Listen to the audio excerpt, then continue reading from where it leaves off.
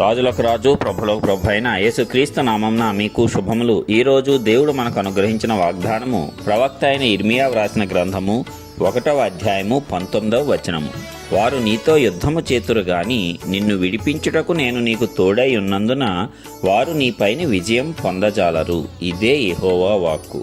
ప్రియులారా, బాలుడైనటువంటి ఇర్మియాకు దేవుని వాక్కు ప్రత్యక్షమై అతన్ని బలపరుస్తూ అదే విధంగా ఎలాగా నేను నీకు తోడై ఉండి కాపాడుతాను, నిన్ను ఈ దేశ జనముల మధ్యకు పంపించినప్పుడు ఎవరు నీతో యుద్ధం చేసినా గాని వారు నీ మీద విజయం సాధించరు, ఎందుకంటే నేను నీకు తోడుగా ఉండి నిన్ను విడిపిస్తూ ఉంటాను అని బలపరిచేటువంటి వాక్య ధ్యానము. మరి ఎంత గొప్ప రక్షణ ప్రభు మనకు అనుగ్రహిస్తున్నాడు. దేవుడు ఒక వాగ్దానం ఇచ్చాడంటే, లేక ఒక పనిని మనకు అప్పగించాడంటే ఆ పని సంపూర్తి అయ్యే వరకు ఆయనే మనల్ని కాపాడుకుంటాడు అనేదానికి ఈ ఇర్మియా ప్రవక్త యొక్క ఉదంతమే గొప్ప ఉదాహరణ. అందుకే దేవుడు గనక ఒకవేళ మనకు ఏదైనా ఒక కార్యము అప్పచెప్పినట్లయితే, ఒక పనిని దేవుని కోసము మనకు చేయాలని తలంపు వచ్చినట్లయితే దానిని దేవుడే సంపూర్తి చేస్తాడు.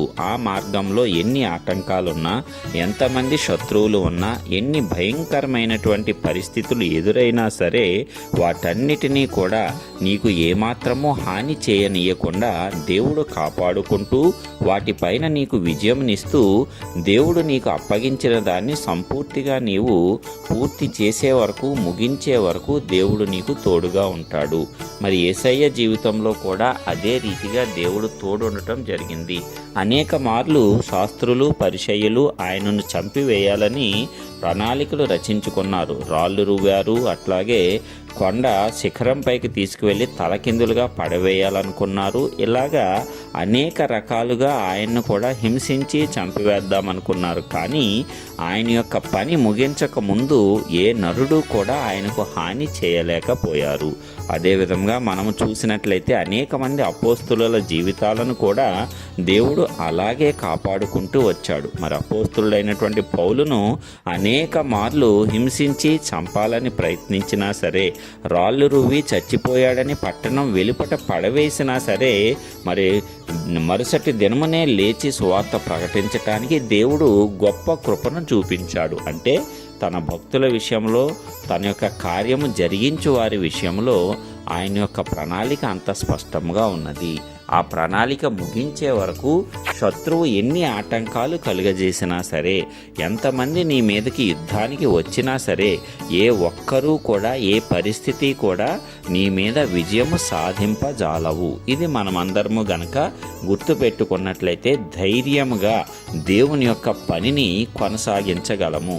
చాలామంది ఏమనుకుంటారంటే, దేవుని సేవకు వచ్చినట్లయితే అనేక అవమానాల పాలు పొందవలసి ఉంటుంది, అనేక చేత్కారాలు, అనేక భౌతికమైన దాడులు కూడా చేస్తారు, కాబట్టి మనకు ఎందుకులే, వేరే వాళ్ళు చూసుకుంటారు అనేటువంటి రీతిలో అనేకులు దేవుని యొక్క సేవను కూడా పక్కన పెట్టివేయటం మనం చూస్తూ ఉన్నాము. ఎందుకంటే భయము, ఈ జనులు ఏమి చేస్తారో అనేటువంటి భయము. కానీ దేవుడు గనక నిన్ను నిజంగా పిలుచుకున్నట్లయితే దేవుడే నీ యొక్క ప్రణాళికను సంపూర్తి చేస్తాడు. ఈ లోకంలో అనేకులు నీతో యుద్ధము చేసినా సరే నిన్ను విడిపించటానికి దేవుడు నీకు తోడుగా ఉంటాడు. కాబట్టి ఎవ్వరూ కూడా నీపైన విజయము పొందజాలరు. ఆ అవమానానికి ప్రతిగా రెట్టింపు ఘనతను దేవుడు నీకు ఇస్తాడు. నీవు ఏదైతే దేవుని సేవ నిమిత్తము కోల్పోయి ఉన్నావో దానంతటినీ కూడా తిరిగి అనేక రెట్లు దేవుడు నీకు అనుగ్రహిస్తాడు.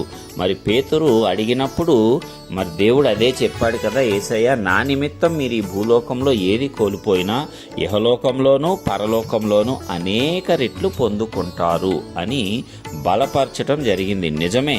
కాబట్టి ఆ నిజాన్ని మనం తెలుసుకోగలిగినప్పుడు దేవుడు మనకు అప్పగించిన ఏ పని అయినా సరే ధైర్యంగా చేయగలుగుతాము. ఇక్కడ ఇర్మియా అయితే మొదట చేయటానికి భయపడినా, నేను బాలుడను అని చెప్పినా సరే, తర్వాత దేవుడిచ్చిన ఈ వాగ్దానాల ద్వారా బలము పొందాడు.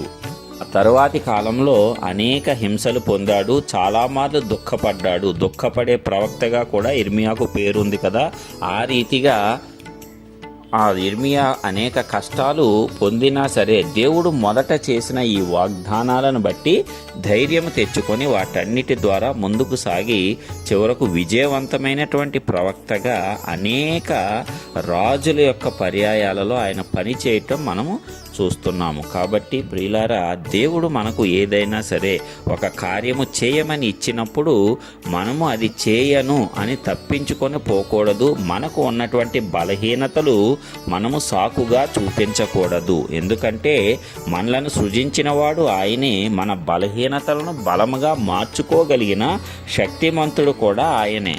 మరి ఈ దినమున మనం ఎలాంటి పరిస్థితుల్లో ఉన్నా దేవుడు మనకు తోడుగా ఉన్నాడు, మనలను విడిపిస్తున్నాడు. మనల్ని విడిపించటానికి ఎవరితోనైనా యుద్ధం చేయటానికి ఆయన సిద్ధముగా ఉన్నాడు. అంటే దేవుడు మన పక్షమున ఉన్నాడు. ఈ ఒక్క సంగతి ఎల్లప్పుడూ మనం జ్ఞాపకం చేసుకుంటే ఈ లోకంలో ఎల్లప్పుడూ ధైర్యంగానే జీవించగలము.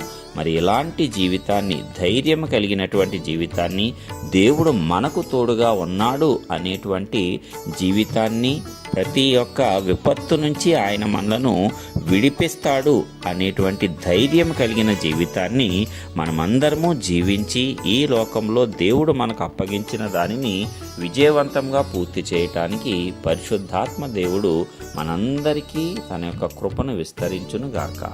ఆమేన్.